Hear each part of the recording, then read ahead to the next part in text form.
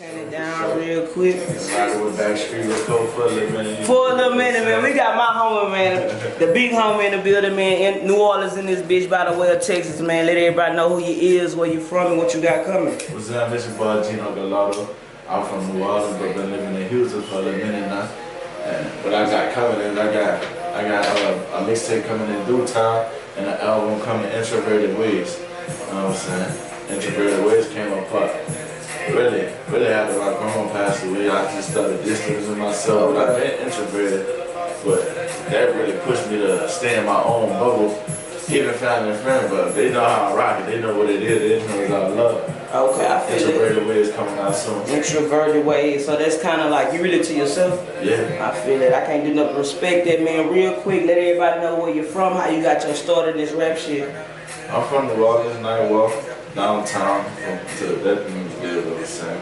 But I've been out here in Houston since after Katrina. Okay. And I started rapping really because my uncle Javis, rest in peace to him, he was doing his shit, and my uncle Javon, I always looked up to them. They was doing their shit. I was younger, so I wanted to take a snag at it. I'm like, man, I can do that stuff, put words together, started doing shit, you know, talking about the good, the bad, and the consequences that come with it. Who's some of your favorite rappers you like was influenced by growing up? I was influenced by Lil Wayne, of course. Okay. That's the GOAT right there. Facts. And I fought with Kevin Gates too. Kevin Gates, another go. Kevin Gates, Wayne, so who would be the dream of and Soulja Slim. Soulja Slim, yeah. I was waiting on him. I was waiting on you to say it. I was waiting. Everybody that I get from New Orleans that's really from there, they be like, yeah, everybody listen to Wayne, but the streets listen to Slim. I grew up on Slim. I was young nigga. That's crazy. Slim. Crazy. How you got your name? Geno Gallardo. Geno, my middle name. Okay. And, after high school, like really in high school, Gallardo just came about because my people like that sound like some mild type shit. Geno Gallardo. Geno Gallardo. So I just ran with Gallardo. Geno Gallardo. I feel like before we blow, what's that about, man? Is people hopping on? What was the inspiration behind the title of the project? Make sure y'all go tap the link in this bio, by the way, man. What that was about. On our platforms.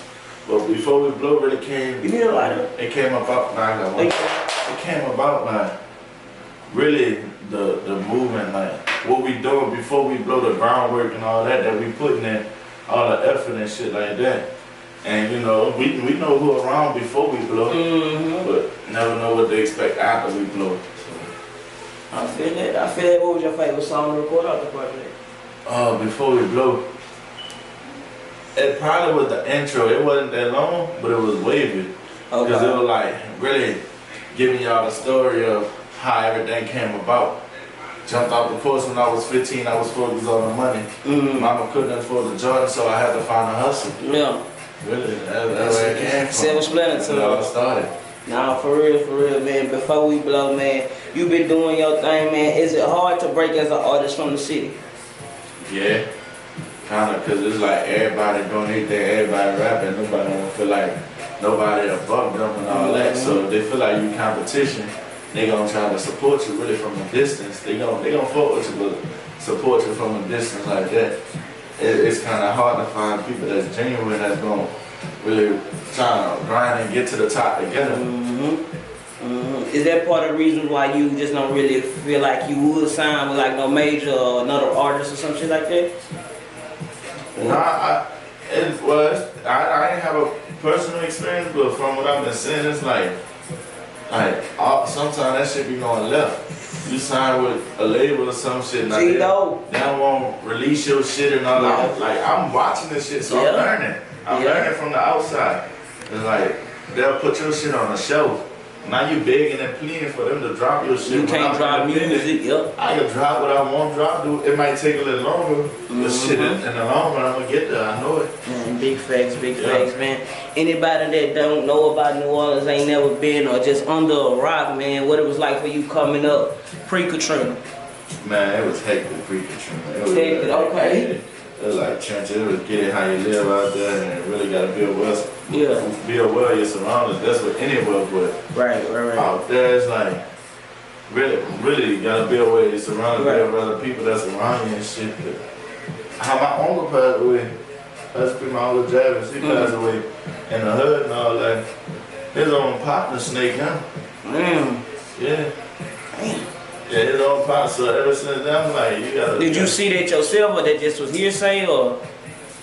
No, the streets talk. The streets talk. Damn. Yeah. Seeing that, do you move different, like with this rap, in the rap game, seeing shit like that, like personal shit? Yeah. I be on 10 every time.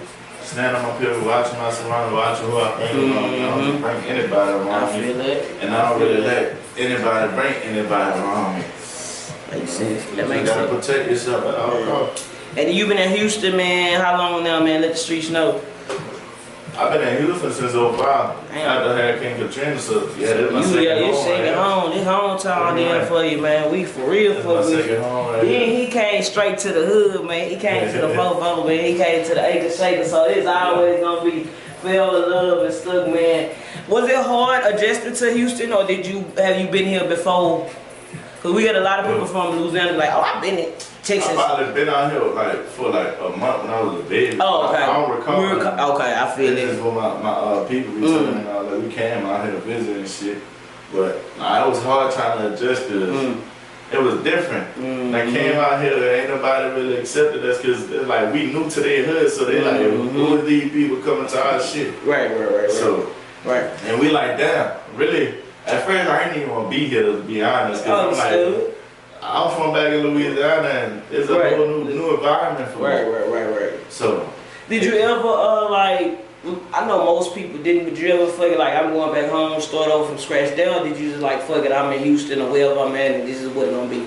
yeah, I really took it like at first. The first couple of years, I was like, fuck it, I won't go back home. Okay. But after a while, I'm like, fuck it, I done adjusted and shit. And really, there's like a lot of opportunities out here in Houston too. And back home, it ain't too many opportunities. Yeah. I don't know how they did it. Did they leave the city or? You had to leave the city. Well, first you get the fan base in the city. Okay. Yeah, you start in the city, then you start expanding and all that. And back then, it was a popular time for like bounce music and shit. Big facts. So that's really how like Cash Money. They had a couple songs. They throw the DJs and all. A DJ is like a party or some shit out there in New Orleans. They were like, we going to the DJ. We gonna throw a DJ. You know, when they play that Cash Money take over for the 99 and 2000, they gonna shake the street. Man, we're gonna go home and take, man. And y'all go get there when that shit drop too. Go get that Hold Me Down. It's already out. Oh, it's already out. I'm sorry. Go get that Hold Me Down on all platforms. Shout out to Tech TEC from Baton you know. But we really came across, we really leaked over the internet, over Instagram and shit like that. We didn't really leak other person yet, but yeah, we got some shit coming. And y'all just, damn, man, you know we gotta talk about it. What's the situation with the homie Safaree?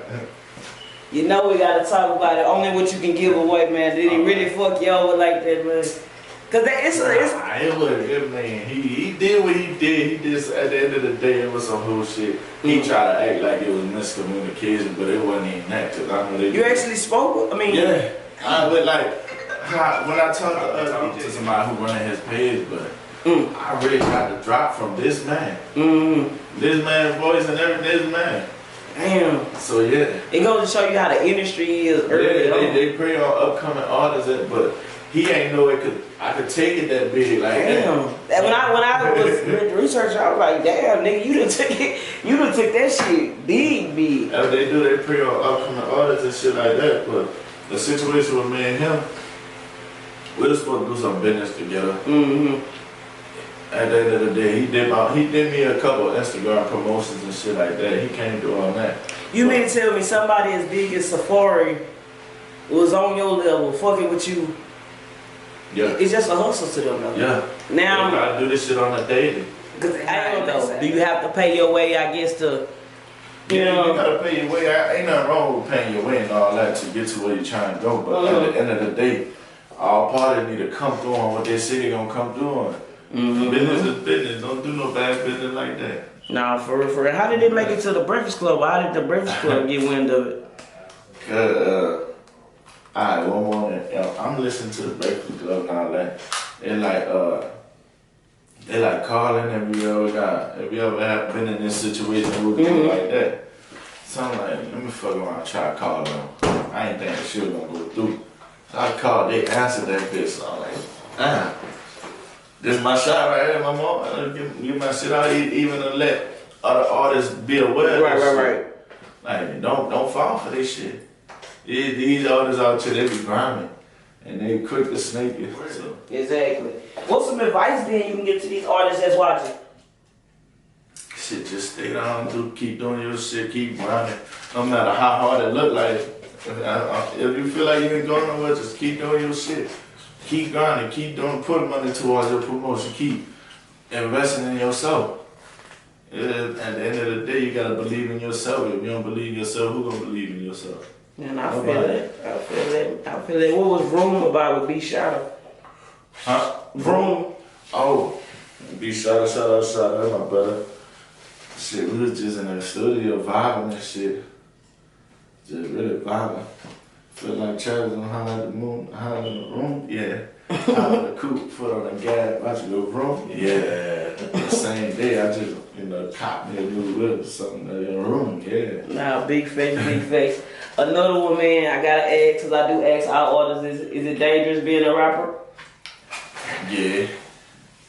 Yeah, it's dangerous being a rapper, being in the streets and all that, but you gotta be on your pivot, like you gotta be on your P's and Q's, don't fall for anything. And don't let a nigga take you out,